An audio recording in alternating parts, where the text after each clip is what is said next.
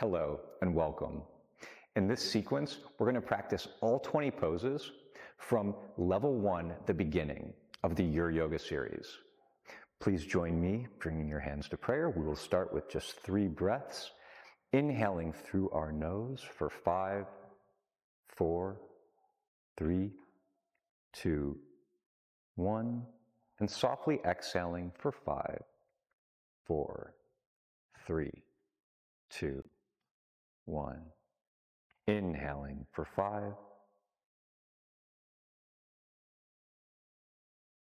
and exhale.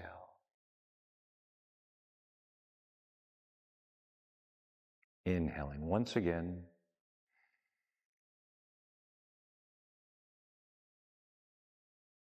and exhale, releasing our hands at our sides. We will begin with top of the sun flow. Inhaling, lifting our hands up long overhead. Chin stays parallel to the ground. Feel your hands reaching up toward the sky as the scapula elevates. We're achieving length here. And on an exhale, forward folding, keeping a slight bend in the knee. And as we come into our forward fold, we're inviting ourselves to relax. And so we might have a little activation in the neck, which is a sign if we are looking at the ground. If instead we release the neck, we relax the neck, the gaze tends to come back toward the shins. And we get a sense of the feeling of gravity through the crown of the head, the upper back relaxes, the lower back, the hips. Everything starts to relax. Inhaling, we lift halfway up. Gaze is straight down at the ground, back's flat. We're looking to avoid the tendency to round here through the back. Staying parallel, we are active as we lift halfway up, and then releasing, forward fold. Inhale, slowly we're lifting all the way back up. Hands coming toward the sky, maybe scapula elevating even more this time. Exhale, forward fold. Inhale, lifting halfway up. Exhale, forward fold. Here we come back to the beginning. Now the flow is yours. You choose the tempo. If you would like to do a full cycle of breath in each position, that's your choice. Or if you'd like to hang out in any one of the positions, that's also your option.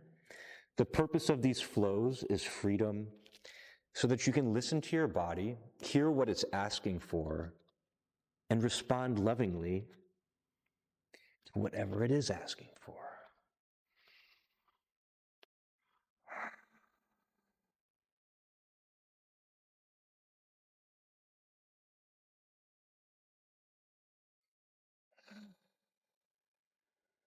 And now we will meet back in standing, or we'll just take stock for a brief moment here, just with a couple minutes of the practice, working through these 3 poses, this one flow.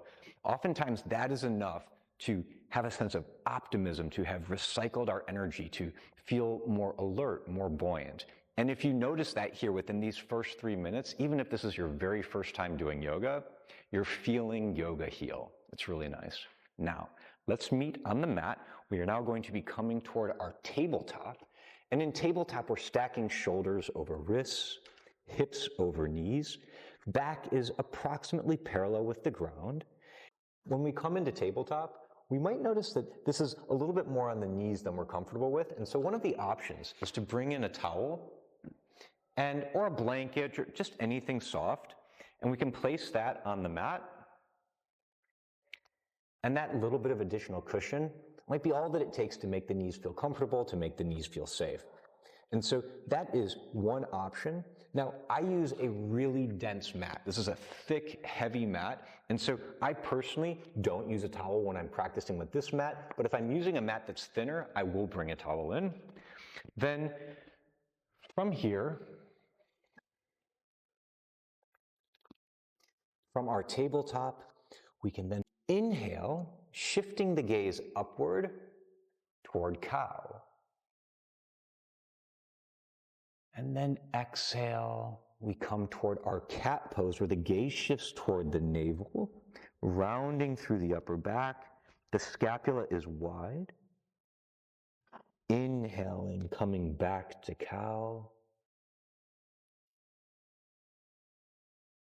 Exhaling to cat.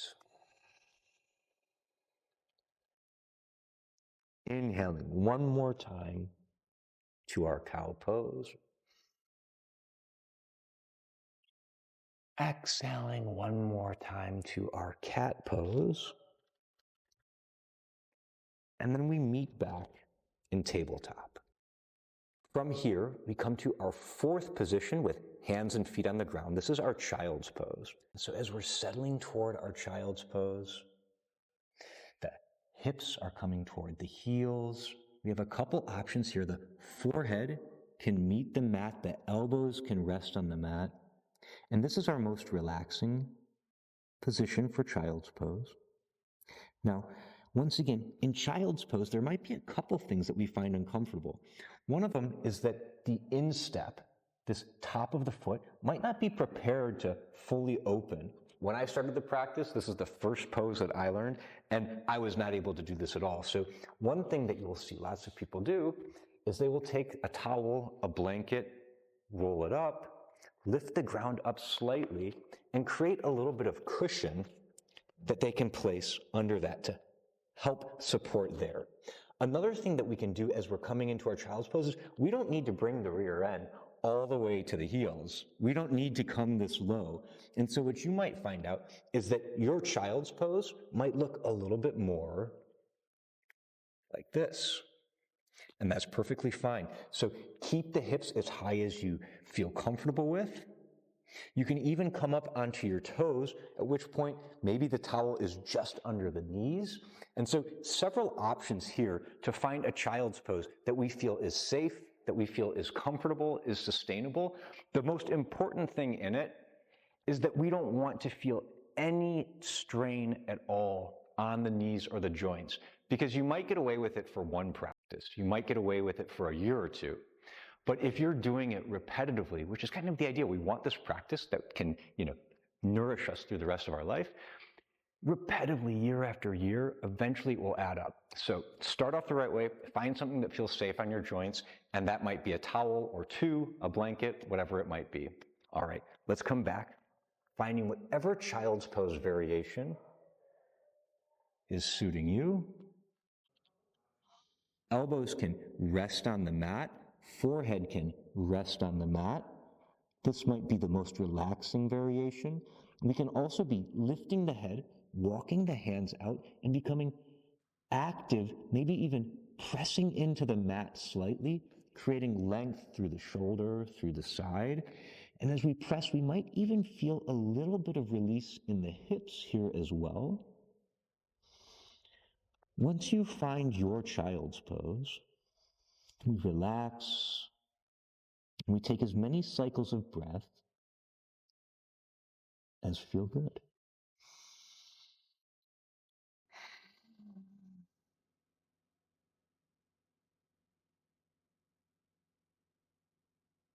Now we'll come back up to our tabletop and enter our Balasana flow. Balasana is the Sanskrit term for child's pose, and so Balasana flow is simply the movement from child's pose to tabletop.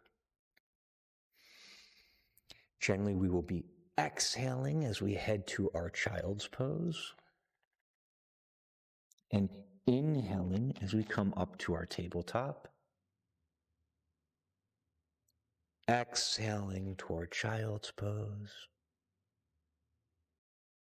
and inhaling back to tabletop. From tabletop, we will now tuck our toes and press toward our first downward facing dog of the practice. And in our downward facing dog, especially the first one, keep a generous bend in the knee. Draw your mind to the shoulders and invite your shoulders to relax. Invite your neck to relax. The gaze where you are looking is going to be somewhere between your toes, your shins, your thighs. Notes on hand posture. Middle fingers are pointing forward. We want the entire palm and all 10 fingers interacting with the ground. The point there is to evenly distribute the weight through the entire hand, which protects the wrist. From this downward facing dog, we will lower back to our tabletop. Maybe you're feeling a little activation through the shoulders, maybe a little fatigue even. We can come back to our child's pose, releasing that through the arms. We'll meet back in tabletop. And from tabletop, we're tucking our toes and pressing one more time toward downward facing dog, where we will take 3 breaths together. Inhaling softly.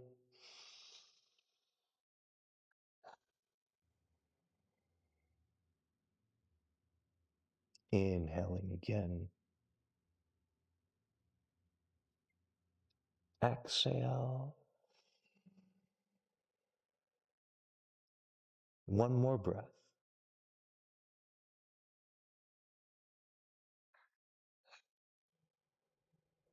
And we'll come back to our tabletop and back to child's pose one more time.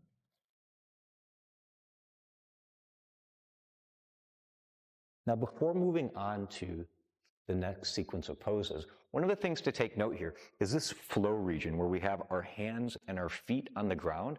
The 5 poses in this region flow really nicely between each other. And so if you're doing a practice on your own, one of the things that you can do is you can come into your tabletop. And from your tabletop, you can choose, do I want to take cow? Do I want to take cat? Child's pose, downward facing dog. And so you can be designing your own practices for yourself just with these 5 positions here. In the same way that when we started the practice and we were doing hands to the sky, forward fold, halfway lift, you could also take those 3 shapes and design your own practice based on them. So now we will come and we will place our body on the ground, and we are going to start with a cobra pose. So coming into the cobra pose, hands are approximately at chest level, fingers are wide, middle fingers are pointing forward, and we want to initiate the movement with the upper back, with the shoulders. So we lift at the shoulders, and just a little lift here. Ideally, we can even lift the hands slightly off the mat to demonstrate that the activation is starting in the upper back, extension of the upper back. From here, we can then place the hands on the ground and press slightly toward what we might consider a baby cobra. Now, what's important to note here is that the neck is long. My gaze, where I'm looking, is just in front of the mat, maybe a little bit more forward, but I am not shifting my gaze up toward the ceiling or even looking forward at the wall in front of me.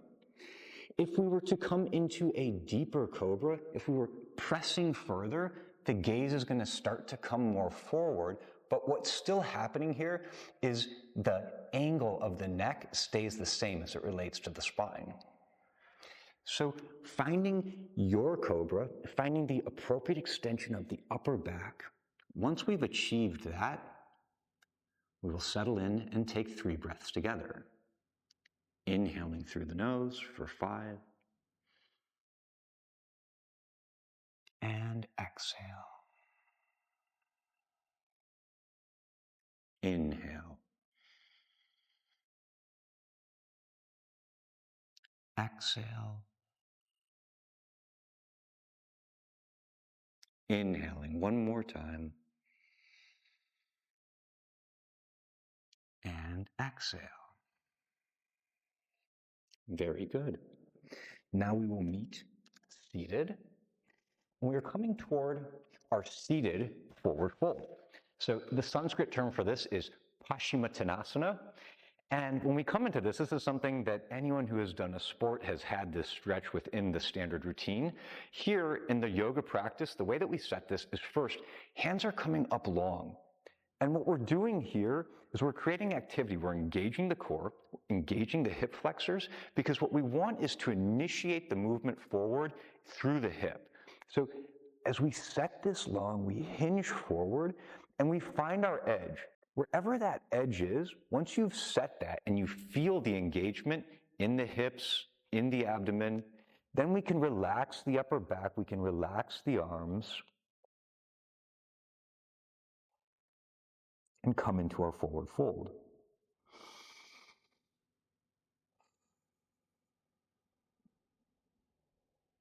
Now, there's a tendency in this position to want to grab and to pull. And what we're doing here is using what's called an external lever. And we can even injure ourselves by pulling too much on an exterior lever. When we use an internal lever, then we are using the core, we're using the hip flexors. It's much safer.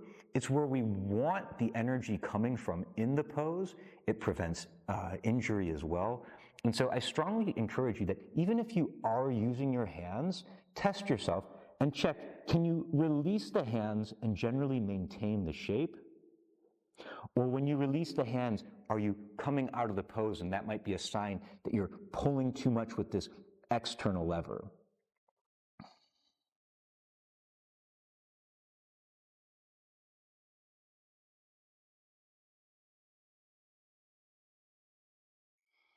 Very good. Slowly we will lift. Slowly we will lift.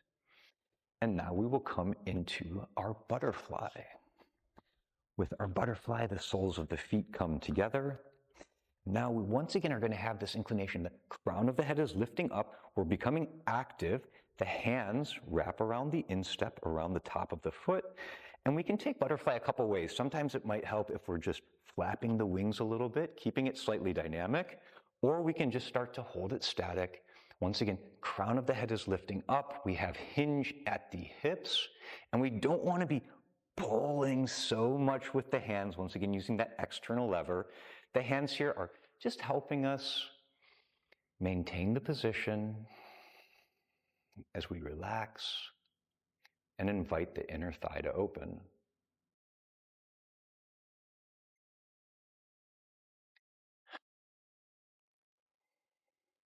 So nice.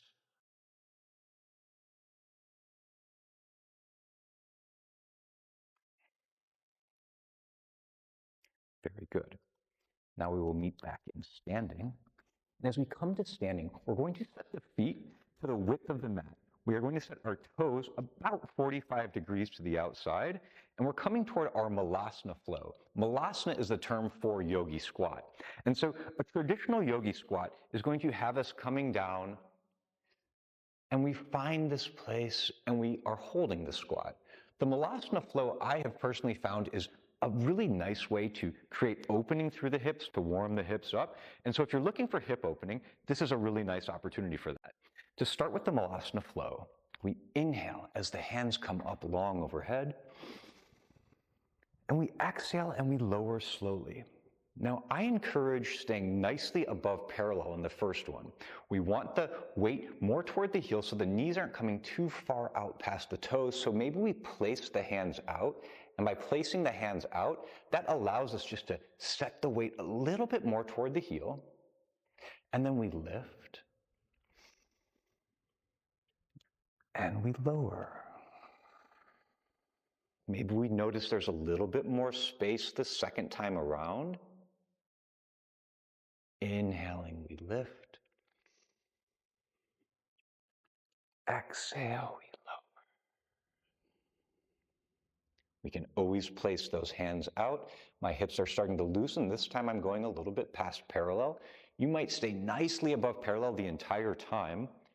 One of the ways to sense if you've gone too far down is if when you get to the bottom, you don't have room for a little left to right, a little up and down, then you might be a little bit too close to your edge.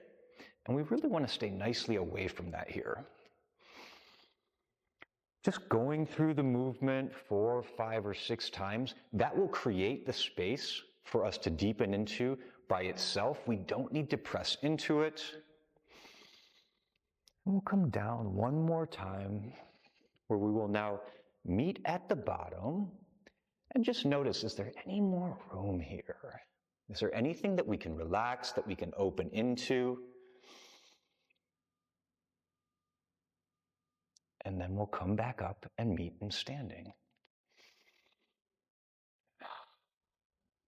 Now, so far, we have focused primarily on 2 feet together poses and then hands and feet on the ground pose. We had one body pose where we did the cobra. So here, what we're now going to do is practice 2 feet apart. And with our 2 feet apart pose, we're going to start with our crescent lunge. For our crescent lunge, we will slide the left foot back. And we are coming into a shape here where the rear leg is approximately straight and we have a bend in the front knee. Now there's a couple important points in this. Imagine that your mat has a center line running down the middle of it. We want the right foot in the right lane and the left foot in the left lane so that we have about 2 to 4 inches of space in between the feet, meaning that the feet are approximately hips distance apart. If we are on what's called a tightrope, if both feet were on that same center line, then we would become very unstable. So this bit of width gives the pose stability. Beyond that, we want the front knee approximately over the front heel. And so if it's a little bit behind it, that's fine, but ideally we don't have the front knee caving in too much, caving out too much, or coming very far over that front toe. Beyond that, hips are square, pointing forward, shoulders are square, pointing forward, and both toes are pointing forward. There's a tendency for this back heel to want to angle inside, and we want to do our best to be keeping that back heel pointing forward. We have a couple hand positions here. We can place our hands at our hips, we can place our hands in prayer, or we can bring our hands nicely up overhead.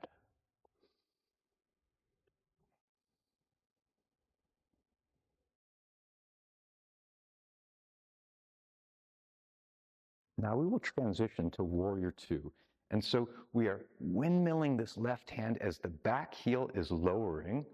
And now we have something closer to heel alignment where these heels are aligned and we have about a 30-degree angle in the back foot, but whether it's a little bit more open or a little bit more closed, that's not so important. From here, we are now having this open hips posture. So where before in our crescent lunge, I had shoulders pointing forward, hips pointing forward, now what we have is this back hip is opening, and we're in our Warrior Two.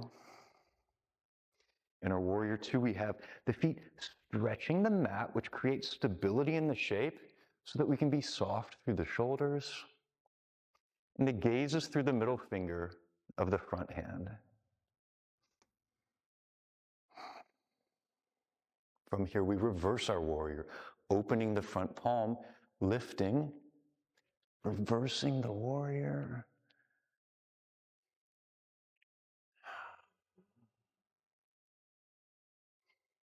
And now we come to our side angle pose. So the right elbow is coming to the inside of the right thigh, left shoulder is lifting, hands can stay at heart. The gaze can be right down at the ground here. We have some additional options here where if you would like to lift the left hand, you may. You can even allow that left hand to float forward with the palm facing the ground. Your choice here. The priority in the pose is this left shoulder opening up over the right, and oftentimes that's easiest to find with our hands at our heart. Now we will reverse, flowing through our Warrior Two and coming back to our reverse warrior.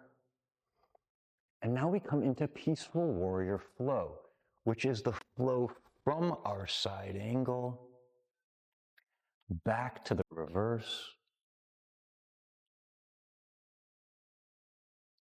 and back to the side angle, back to the reverse. And to come out of it, we will meet in Warrior Two. Our back hand will come forward as we come to our crescent lunge.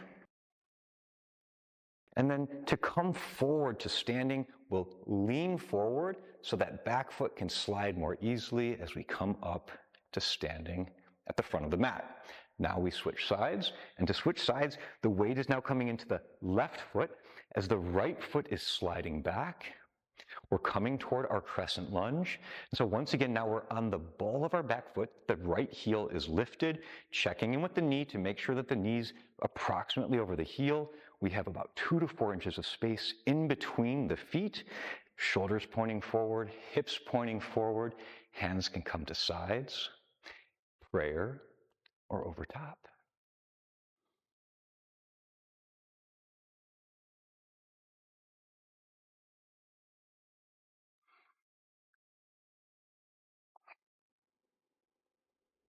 Now we transition to our warrior two. So this right hand is coming back as the right heel is coming down.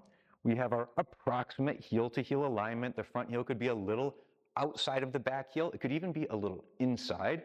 There's room to play there. The back foot's at about a 30-degree angle. We're opening the shoulders. We're stretching the mat to create stability in our base so that we can be soft through the shoulders.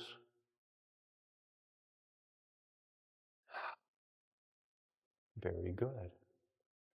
From our warrior two, we open the front hand, we lift, we reverse.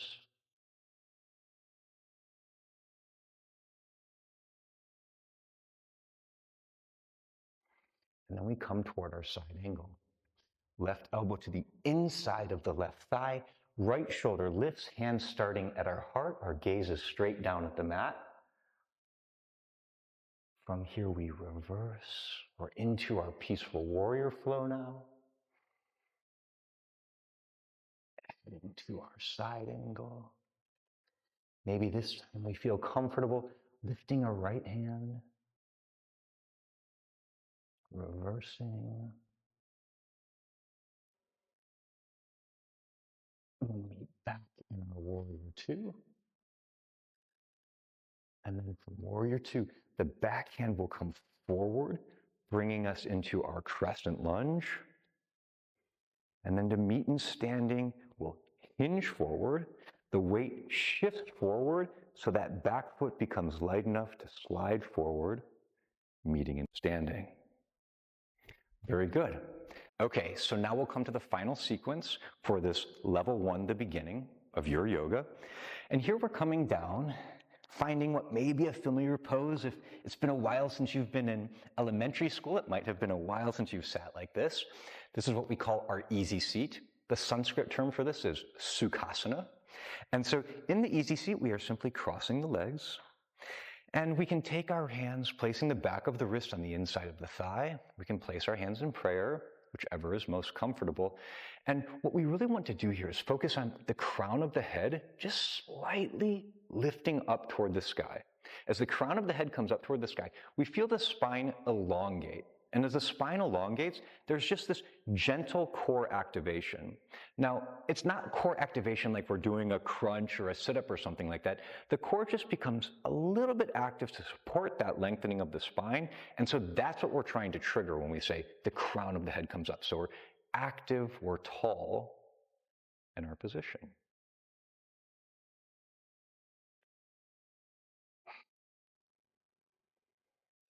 We'll take one more breath here.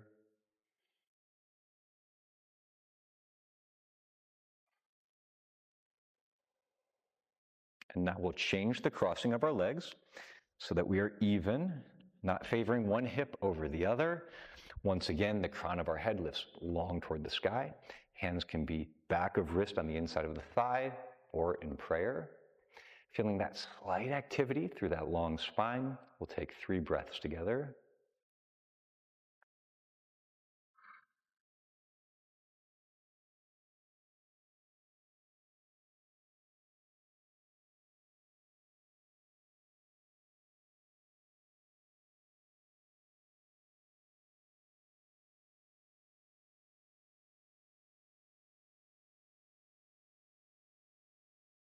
All right, now let's meet on our backs. As we come onto our back, we are going to be meeting in what is called a knee hug, where we are on our backs, we draw the thighs toward our chest, and we wrap our arms around our shins. Now, as we do this, there might be a tendency for the tailbone to lift up off the mat, bringing this into the lower back. But our goal here is a hip stretch, the hip extensor, which is the gluteus maximus. We bring our arms over the legs, and we have that tendency to draw the tailbone down to the earth as we draw the knees in. And once again, we can relax into this. We can feel the stretch through the hips.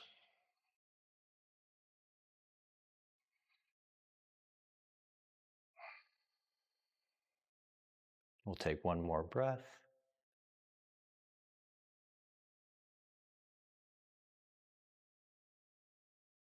Very good. All right, next up is our supine twist. Here we lift the legs up so the shins are approximately parallel with the ground. We have a 90-degree angle between the torso, the thighs, the knees. And then slowly we're going to allow the knees to come to the left. Now, we might place a pillow or a cushion right here to lift the ground up to us. The point is that we just want to be very slow, very safe as we bring the knees down. And once you find that position at the bottom, what you might notice is that the right shoulder has lifted. And if the right shoulder is lifted, that's normal. But once we get to the bottom, we just want to have an intention of drawing the right shoulder back down toward the ground. It doesn't need to make contact with it, but as we think about lowering this right shoulder back toward the mat, that also brings about the twist within the shape. And so the twist is referring to the fact that the hips are pointing in one direction while the shoulders are pointing in another, which means that we have this gentle twist through the spine. Now, what we can do from here is we can open up the left hand if we would like to. We can open up the right hand. We can always keep them at our heart as well. But this brings a little chest stretch in. And then we can also shift our gaze through the left hand if we would like to in the same direction as the knees.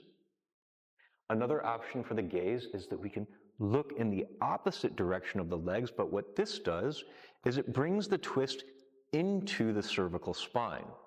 Now, this can be really nice if it feels safe, if it's comfortable, but what we want to be aware of here is that the cervical spine is the most delicate, the most fragile part of the spine, and so anytime we're doing anything as it relates to that, we want to be erring on the side of caution.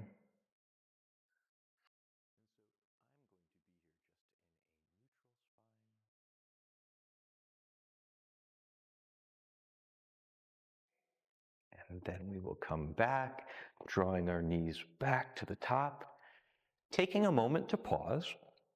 And as we reset, then we prepare to draw the knees to the right, nice and slowly, in as much control as we did on the other side. Once again, maybe putting a cushion or a pillow underneath.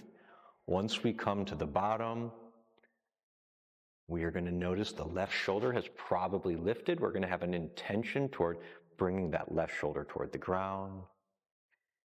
Hands might open. Gaze might be in the direction of the legs or the opposite. Another hand position you might consider is placing your right hand on the outside of the left thigh, and you can feel that deepening the stretch from the side through the hip as well.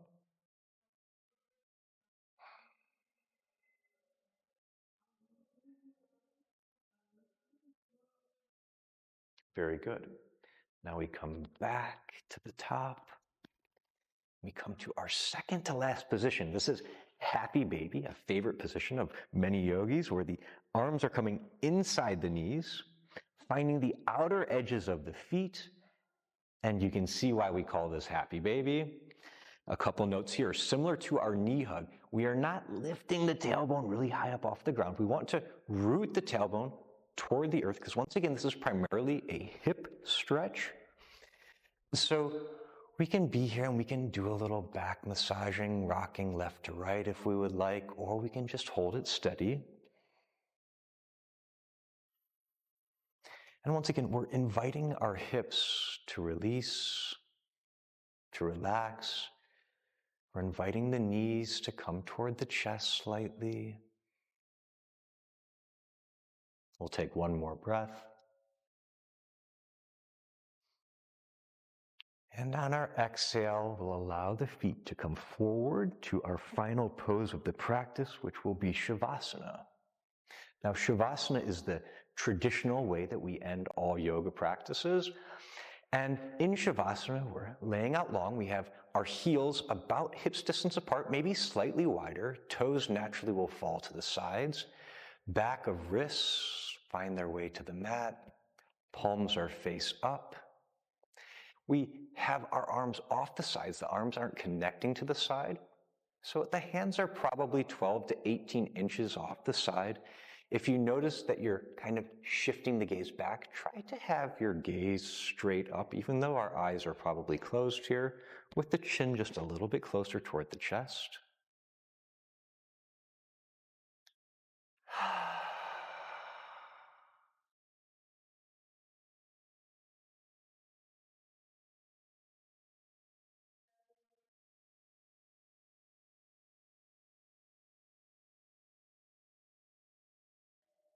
In Shavasana, we're scanning our body for anywhere that we're holding tension.